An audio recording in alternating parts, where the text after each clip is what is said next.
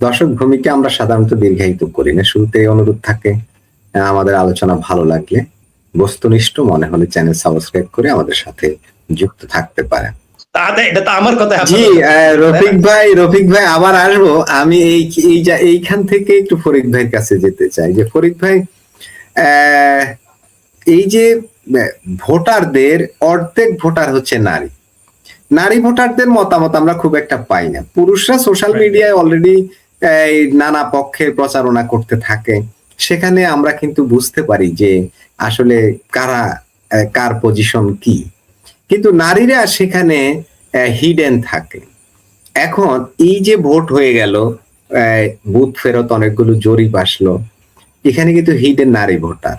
এর মধ্যে বেশ কিছু তথ্য কালেক্টের চেষ্টা করেছি যে নারীদের পজিশনটা কোথায়।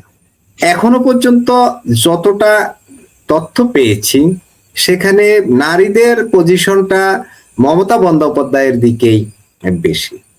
এখন এই যে জয় পরাজয়টা শেষ পর্যন্ত নারীরাই নির্ণয় করবে এমন মনে হয় কিনা ফরিদ ভাই, সংক্ষেপে? এর সাথে একটু সম্পর্ক আছে আবার। এটা আসলে আপনি ঠিকই বলেছেন, নারীদের ভোটের ব্যাপারে আমরা কিছু শুনতেছি না। নারীরা যে কারণে তাকে ভোট দিবে ওই 1500 টাকা লক্ষ্মীর ভান্ডার পাওয়ার জন্য, বিজেপি তো ঘোষণা করেছে 3000 রুপি দিবে। যদি ওইখানে চলে যায় তাহলে কি করবেন? ওই টাকার জন্যই দেয়, তাহলে তো ওই জায়গায় চলে যাওয়ার কথা। যাই হোক, আমি তো জানি না কি হবে আগামীকাল। আজকে তো 3 তারিখ, কালকে আমরা জেনে যাব কি হচ্ছে না হচ্ছে। তবে আমি তো বলেছিলাম যে তৃণমূলই ক্ষমতায় আসবে, কিন্তু আমাকে আজকে অনেকে মেসেজ করেছে আপনার অনুমানটা ভুল হয়ে যাবে। জানি না ভুল হবে কিনা, আমি বলেছি আমার অনুমান ভুল হোক। যেমন এই যে আমাদের ভূঁইয়া সাহেব বললেন যে তার পছন্দ হচ্ছে মমতা ব্যানার্জি, আমার পছন্দ আবার হেমন্ত শর্মা, আসামের মুখ্যমন্ত্রী, বিজেপির যিনি এখন নেতা, মানে বিজেপির দলের যিনি সভাপতি তিনি নয়। নরেন্দ্র মোদী আমার পছন্দের মানুষ, কারণ তিনি পরিবার প্রথাকে ভেঙে ফেলেছেন। বাংলাদেশের বামপন্থীরা এবং বাংলাদেশের তথাকথিত সেকুলার, বাংলাদেশের তথাকথিত গণতন্ত্রের পক্ষে পরিবারতন্ত্রের বিরোধীরা নরেন্দ্র মোদীর পক্ষে না, সে তো পরিবারতন্ত্র ওইখানে ভাঙছে, ওইখানে কেন পক্ষে নেয় না? বাংলাদেশে পরিবারতন্ত্রের বিরুদ্ধে খুব কথা বলতে ইচ্ছে করে। নরেন্দ্র মোদী তো কেন পরিবারতন্ত্র ভাঙছে, কেন তাকে পছন্দ করে না? আমি তারা সেই কারণে পছন্দ করি, তিনি ওই দেশে পরিবারতন্ত্রকে ভেঙে চুরমার করে দিয়েছেন।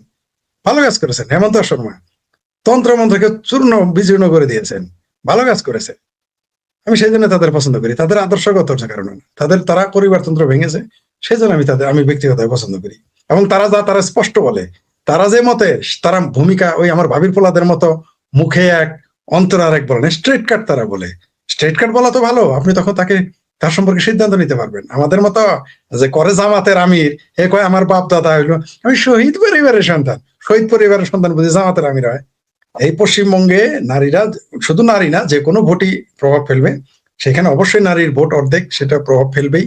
আপনি যেটা বলেন হতে পারে যে নারীরা সেখানে ভোট দিয়েছে। তারপরে আবার এটাও কিন্তু দেখেছি যে তারা কিভাবে ভয় দেখাইছে, সেটাও দেখেছি তৃণমূলের লোকেরা। যাই সেটা অন্য ব্যাপার। আমি বলেছিলাম যে তৃণমূলই ক্ষমতায় আসবে, আমিও তাই মনে করি, কিন্তু আমি মনে করি আমার অনুমানটা ভুল হোক, এটাও আমি চাই। তাও লিখেছি আমি।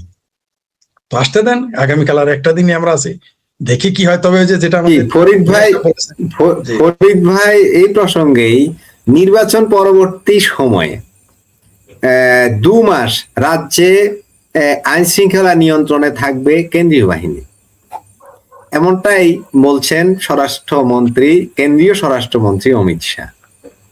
কিন্তু অতীতে কখনো এমনটা ঘটেনি।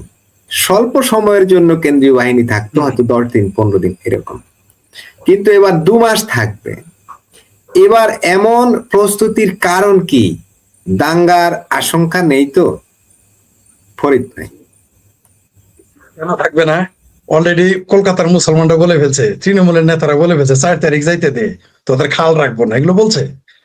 তাদের এগুলো ভিডিও প্রকাশ্যে চলে এসেছে, সেই জন্য রেখেছে।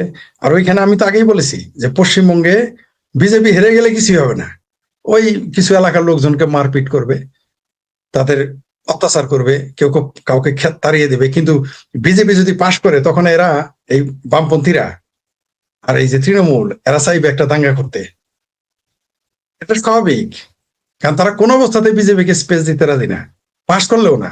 আর আমি আপনার চ্যানেলও বলেছি, অন্য জায়গায় বলেছি, বিজেপির লোক যা মারদাঙ্গা ওদের চাইতে কম, সিপিএম এর মতো এবং তৃণমূলের মতো এরা মারদাঙ্গা না।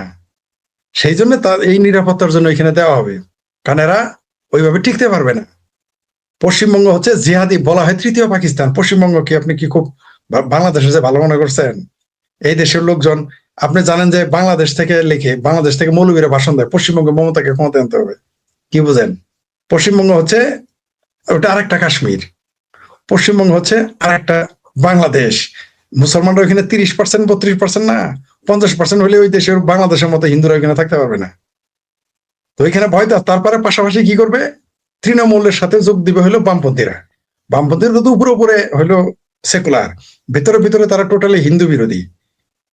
শতভাগ ভারতের যারা বামপন্থী তারা শতভাগ হিন্দুত্ববাদের বিরুদ্ধে না, হিন্দুর বিরুদ্ধে। সরাসরি তারা হিন্দুদের বিরুদ্ধে কাজ করে। বামপন্থীদের একটা, আপনি আপনি ওইখানে আমাদের একজন মহান কমরেডকে দেখবেন গরুর মাংস খেয়েছে, বিকাশ রঞ্জন ভট্টাচার্য, ভট্ট সাহেব গরুর মাংস খেয়ে সেকুলারিজমের প্রমাণ দিয়েছে। তাকে বলেন না একটু এক টুকরা শুয়োরের মাংস খেতে? সেকুলারিজম কোথায় দিয়ে বের করে দিবে আলিমুদ্দিন স্ট্রিটের মোল্লারা শিখাই দিবে। তো বলেন না বামপন্থীদের একটু শুকরের মাংস রাস্তায় খেয়ে সেকুলারিজম প্রমাণ করতে। সেকুলারিজম গিরি 24 ঘন্টার মধ্যে শেষ হয়ে যাবে। এমনিতেই তো মোটামুটি মাসাল্লাহ ওইখানে কলকাতাতে উচ্চ উচ্চ কক্ষ নিম্ন কক্ষ 2 জায়গায় বামপন্থীরা নীল। তারপরে যে একটু চাপাবাজি করে ওইটুকু থাকবে না বামপন্থীরা। তো এরা তখন কি করবে? তৃণমূলের সাথে যোগ দিবে এই ভয়ে। তাছাড়া একটা কোন্দল হতেই পারে, রাজ্য সরকার বিভিন্ন কারণে সেখানে, কারণ আন্তর্জাতিক কিছু ষড়যন্ত্র আছে। এই যে আমার ভাবির ফলারা দখল করতে চায় 7 সিস্টার, শূন্যের উপরে তো না, এমনি তো আর বলে না, কোনো না কোনো তো ঘটনা আছে। যাতে এই নির্বাচনকে কেন্দ্র করে, শুধুমাত্র ভোটাভুটির জন্য নয়, নির্বাচনকে কেন্দ্র করে বাংলাদেশের ভূমি ব্যবহার করে কেউ কোনো কিছু করতে না পারে, সেই কারণেও সেখানে কেন্দ্রীয় বাহিনী রাখা হয়েছে। শুধুমাত্র নির্বাচনের কারণে নয়, কারণ যারা যারা আকাম কুকাম করবে প্রত্যেকের জেলে থাকতে হবে। যত কিছুই করুক, কেউ যদি আইনের বিরুদ্ধে কাজ করে তাদের জেলে উঠতে হবে। সেটা বিজেপির হোক, তৃণমূলের হোক, অথবা সিপিএম বা সিপিআইএম, যেই হোক না কেন, তাদের জেলে যাইতে হবে জানে। কিন্তু আন্তর্জাতিক ষড়যন্ত্র যদি পশ্চিমবঙ্গে ঘটে আর সেগুলোকে মদত দেয়, তখন সেটা আউট অফ কন্ট্রোল, সেটা পুলিশের পক্ষে সম্ভব না। কারণ দীর্ঘ মেয়াদী সেখানে বামপন্থী এবং তৃণমূলেরা রাজত্ব করেছে, তাদের যে একটা ট্রমা, সেখান থেকে বেরিয়ে আসতে পারবে না সহজে। তাদের নিরাপত্তা দেওয়ার জন্য এবং আন্তর্জাতিক ষড়যন্ত্র রক্ষার জন্য, ওটাকে ঠিক রাখার জন্য, যাতে বাইরে থেকে এসে কিছু না করতে পারে, সেই জন্য তারা কেন্দ্রীয় বাহিনী রাখতেই পারে।